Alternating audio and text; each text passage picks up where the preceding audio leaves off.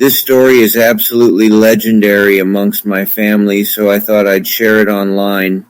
When I was a kid, I can't remember what age I was, but me and my two older sisters, my parents and my aunt, all moved into a big 8-bedroom suburban 2-story house with a pool, wine bar, and everything fancy in between like a laundry chute. It was a great place to live for a big family like us. My aunt got the majority of the top floor since she officially owned the house, and understandably got first pick, except for one bedroom which my sister took, while the rest of us were living downstairs. The stereotypical lifestyle plays out throughout the years with a busy family pool parties, BBQs, sitting around a winter fire barrel exchanging ghost stories that I always tune out due to initially sounded like boring BS that people spread around campfires, dogs running around causing chaos with leaving fleas and dogs and everywhere, and cats just sitting around loitering all day very adorably. We lived there for about 10 years, and throughout the years, my sisters both grew up, got boyfriends, or eventually moved out. Then I graduated from high school, and we decided to finally move out, since it was time to move on and downsize. Soon the day of the move. My aunt had already moved out at this point, so it was just me and my parents with some helping hand friends. And while my family was loading the moving truck, a fart machine, I got my dad for Father's Day. A couple of months prior had just started going off on its own. We checked both controllers and nobody had touched them. In fact, nobody knew it was there, since we're all busy with the move. And we all stood there staring at it, go off a few times completely speechless, not knowing how to react. I hesitatingly laughed it off, joking that this house was haunted. And soon after that, I went upstairs to check if we left anything behind before we finally left for New House and Low, and behold, I saw a reflection in the bedroom window standing next to my reflection of child, who was a spitting image of my child self, but he was soaked, like was just swimming in the pool wearing a kid's black and blue swimmer's t-shirt, and I'd presumed he was wearing a blue swim shorts with a bowl haircut, and I just couldn't believe what I was seeing. He just there innocently smiling and waving goodbye before fading away and disappearing. I couldn't help but wave back and whisper, Goodbye, little dude." Then I proceeded to hastily leave the house, pretending that it didn't happen, as me and my family finally moved on to a new chapter of our lives. Lately, I've asked my sisters about the fart box situation, and they just laughed and said, "Bro, that place was haunted for years, and you never even noticed. We kept on seeing you in the house when you were at your friend's place. Auntie Sally, fake name, saw you standing at the end of her bed, staring at her in the middle of the night, and we all saw you on during various occasions, just standing by the poolside, staring at us throughout the years."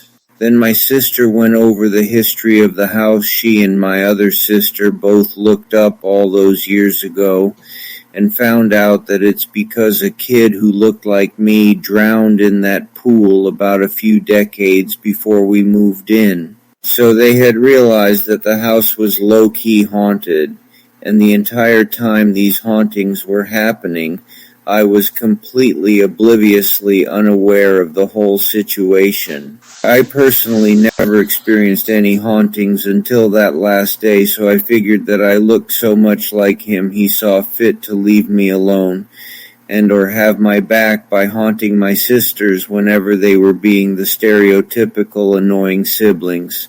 So in conclusion, I had a ghost bunkmate who looked and acted like my unofficial twin brother that never had. I heard a lot of ghost stories about hauntings being bad, but sometimes it's just a true blessing in disguise. I hope that kid is happily moved on into the afterlife by now, or is just having a blast haunting the shit out his new roommates.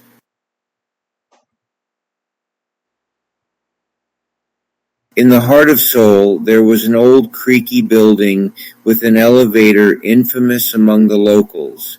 This elevator wasn't just any elevator, it was one that held a sinister legend. On the rare nights when the moon was full, the elevator's mirrors on both sides would create an endless tunnel of reflections. Every occupant would see their image stretch into infinity, but the truly brave or foolish would notice something even more chilling. Look closely at your 4th and 13th reflections, the legends warned.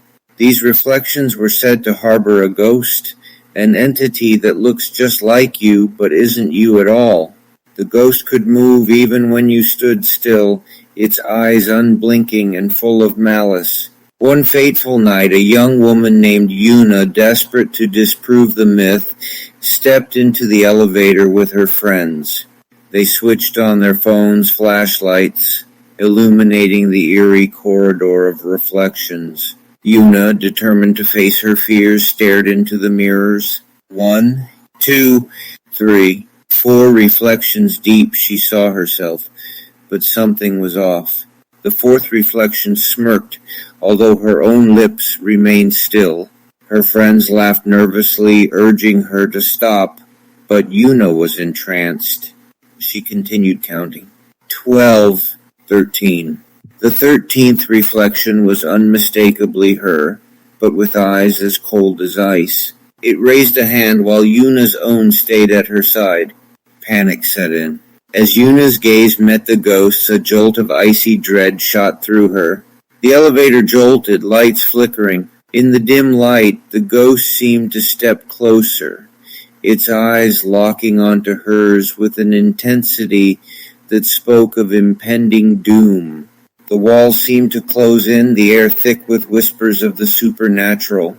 With a sudden burst of courage, Yuna's friend, Minho, yanked her away from the mirrors, and they all bolted out of the elevator the moment the doors creaked open. Their hearts pounded in their chests, breathless from terror. The friends vowed never to speak of that night again, but Yuna couldn't shake the ghost's chilling stare from her mind. From then on, whispers spread across the city. People avoided looking too deep into the elevator mirrors, fearful of encountering their ghostly doppelganger. And those who dared, well, they never lingered in those reflections long enough to find out what happened next. I'm an atheist. I've never believed in anything supernatural or the spirit world, but this one weird thing happened to me. It was early 2000s. I was 21. My granddad was in hospital with bone marrow cancer. He didn't have long. In fact, that day we'd been told to visit and say our goodbyes. It was October, so the evenings were getting darker. It was only about 7 p.m. when I got home. I rolled a joint, put Fast and Furious 2 in the DVD player, opened my bedroom window, and lit it. The entire house went dark, like a power cut, TV off, lights out, everything. I noticed as I looked out to the street. It's only our house. Dad checks the fuse box and nothing had tripped it out. It was only off 2 minutes and then everything comes back. On that exact moment the phone rings. It's Nan, Granddad's dead. It was an electrician.